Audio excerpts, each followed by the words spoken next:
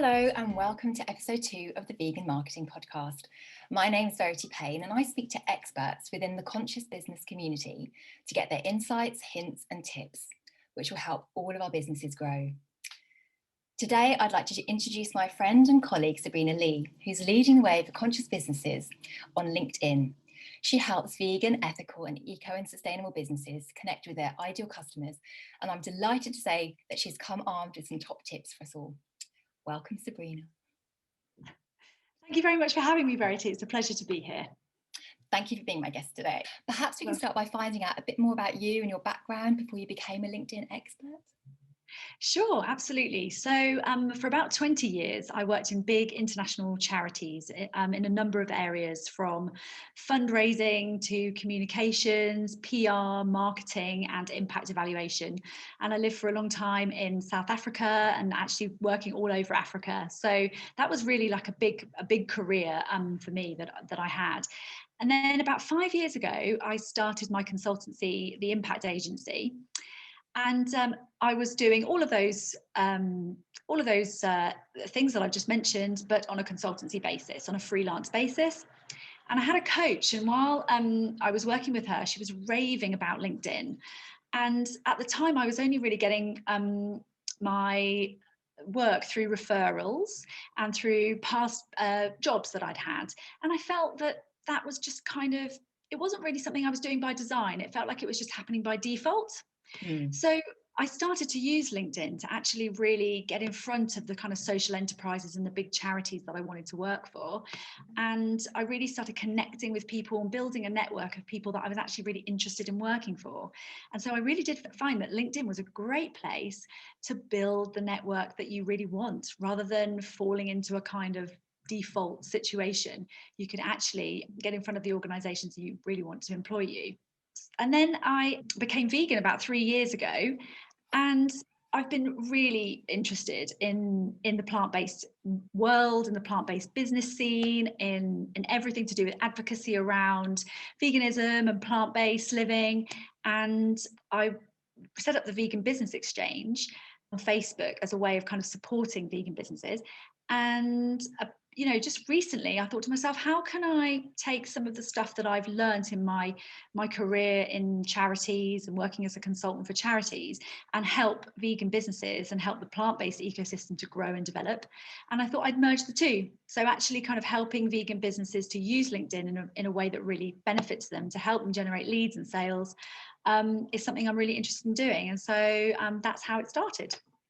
That sounds really great. Sounds like you've got such a kind of a wealth of experience and knowledge behind you.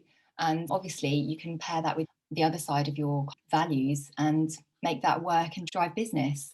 So do you find that LinkedIn is particularly good for the vegan community? Yeah, do you know what? It's absolutely amazing, because if you put vegan into the filter or the search bar in LinkedIn, about 90,000 people will come up. And those are just the people that actually identify as vegan in their LinkedIn profile. So there could be many, many more who don't actually put that in their LinkedIn profile. There's also about 15,000 companies that have just vegan in the title. And there would be many, many more that have plant-based or other derivatives of that word.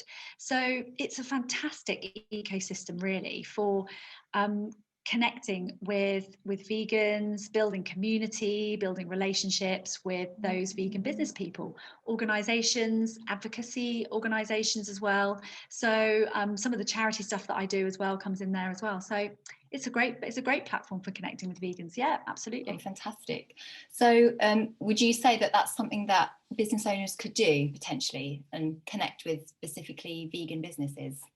Oh, yeah, absolutely. The great thing about LinkedIn is your ability to curate your own network.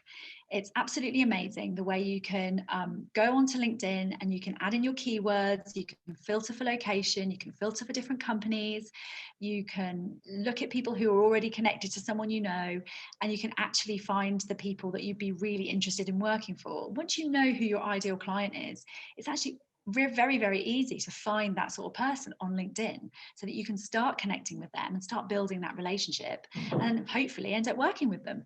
So it's fantastic. Yeah, I can see how that can work. So That's great in terms of creating a network and connecting with other people. But how about getting seen on LinkedIn? If you want your business to get more visibility, what would be your advice? Yes. Okay. Well, there are a lot of things you can do to improve your visibility on LinkedIn. First of all, I would say the most important thing is be active on LinkedIn. Don't just lurk in the background. It's really important that you post and you engage, you talk to people. If somebody writes something up that you're interested in, definitely comment and like and have a conversation with the other people who are commenting on that post. I mean, we know with the pandemic, we've had to actually turn everything online. Well, LinkedIn is basically like going to one of those kind of awkward networking meetings every day, but you don't have to be awkward. You can actually just jump in there and say hi, and it's not like you have to go up and introduce Yeah. yourself sheepishly. You can actually be quite bold and brave about it. So it's actually fantastic, but you really have to be open and able to kind of just go in and be active on LinkedIn. So that's really great.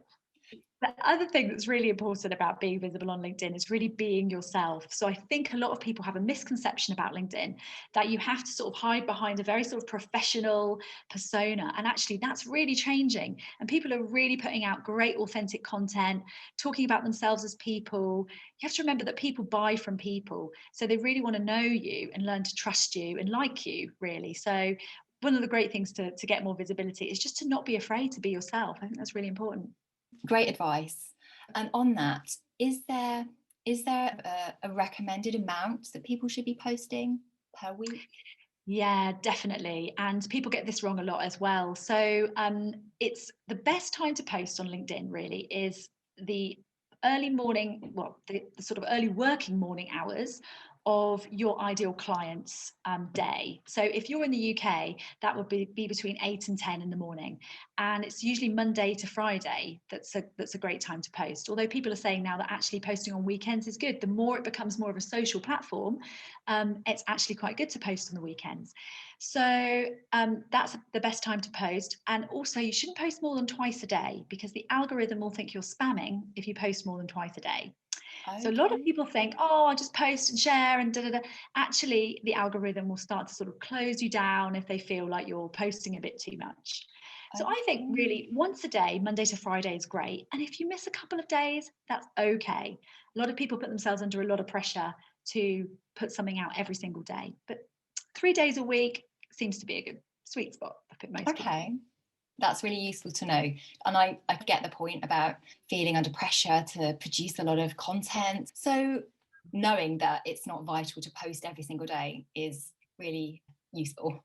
Yeah, I do think it's more about quality than quantity. So if you can write 3 great posts or do a video, a long form post and a document or something 3 times a week, and they really speak to your ideal client clearly, they're authentically you, they have something that offers help and support to your ideal client, it's much better than posting 7 times a week with things that are quite random and a bit of a scattergun approach. So yeah, if it's more tailored, it's great.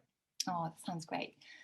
So we've talked about growing your network and posting more frequently, but how do you ensure that your posts get seen? Okay, there's a few things you can do. There is an algorithm, obviously, so there's things that work with the algorithm. So things like tagging people who would be interested in your post and who would definitely comment. So don't tag just anyone. Tag people who are definitely going to comment and definitely be interested in your post. Otherwise, it can have the reverse effect. If someone takes the tag off, it can actually seem like spam. So you have to be a bit careful there. Use hashtags, but again, don't overdo them. The sweet spot is between 3 and 9 hashtags currently, according to the research. And one of the most important things actually is that you get comments and likes on your post within the first 2 hours of posting it.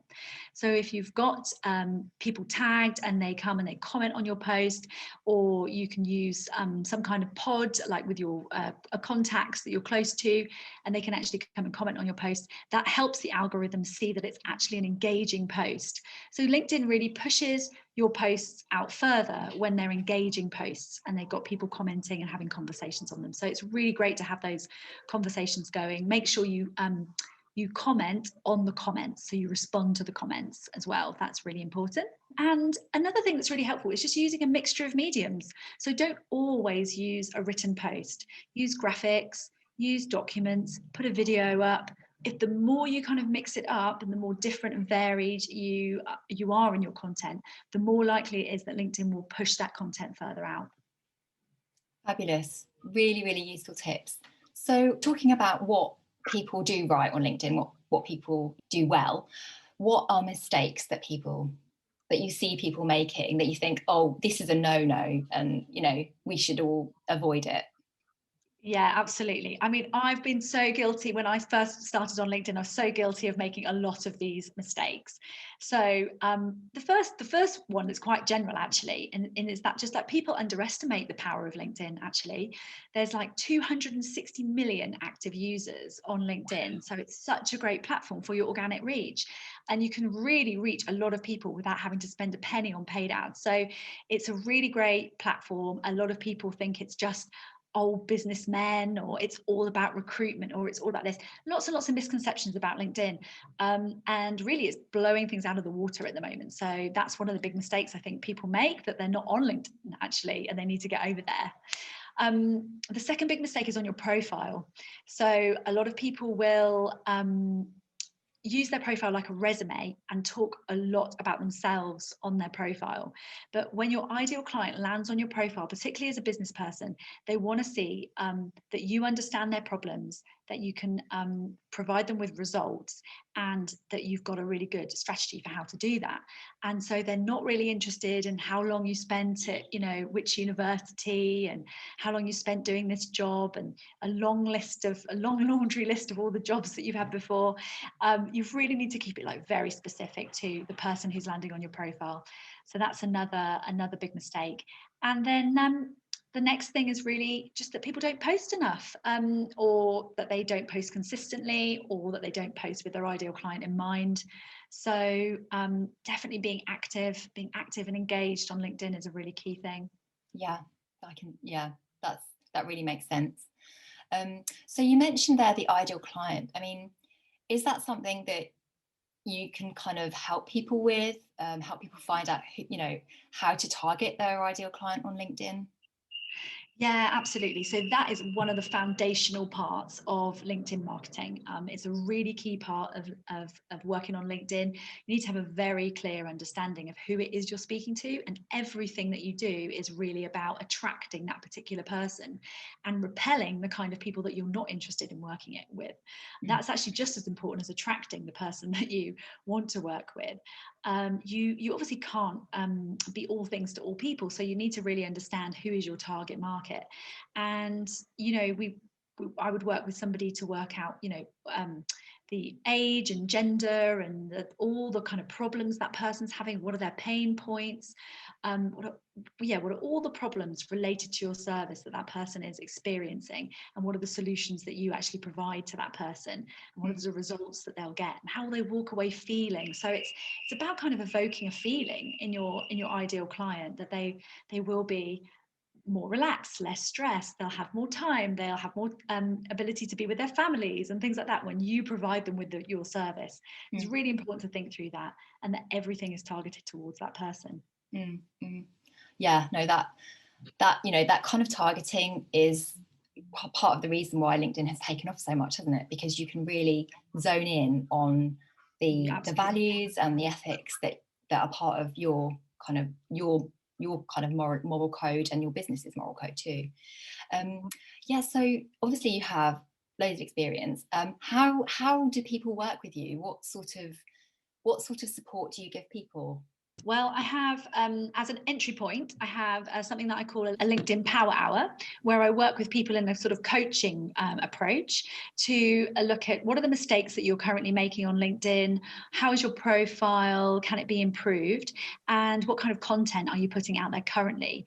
And then we come up with a whole load of ideas. So we look at your ideal client, what their problems are, what the solutions that you provide are to those problems, and we come up with some ideas for your content. So if you're feeling frustrated, you really can't think what to write, you've got the blinking cursor looking at you every day, this is a really great way just to get someone as a sounding board to come up with some ideas for you. But the thing that I really, really do and I really love doing is the group coaching work. So I have an 8-week group coaching program where we look at the different pillars of LinkedIn. We have 1 hour of coaching every week, and you'll be in a group with people who are very similar, vegan and purpose driven businesses. There's lots of accountability, there's lots of group support there, and there's one-to-one coaching with me as well, giving you lots of feedback on your profile, on your content. There's templates and frameworks that we use as well. So people will come away from that feeling a lot more confident about how they use LinkedIn, really excited about being able to generate new leads and new sales, so that people are kind of just dropping into your DMs and saying, I'm really interested in the content you're putting out. Can you please tell me how to work with you? That's the kind of result we really want to get with this program. And over 8 weeks, you really will. That sounds like a dream. So how can people get in touch with you? Sure. I mean, the best way to get in touch with me really is through LinkedIn. So that would be www.linkedin.com/in/Sabrina J. Lee. I also have a website, which is www.theimpactagency.org. And on my website, you can also download a free guide, a free step-by-step guide to writing your profile on LinkedIn, which is quite helpful. And you can also email me, Sabrina@theimpactagency.org. Fantastic, thank you. And I'll be paying your website a visit to download the profile builder. That'd be really useful. Thank you. Thank you so much for your time today. Really appreciate those tips. I think they'll make a big difference to anyone who uses them, well, because you've already put it into practice. And thank you very much for sharing and for being my guest. Thank you, Verity. It was a pleasure to be here. Thank you.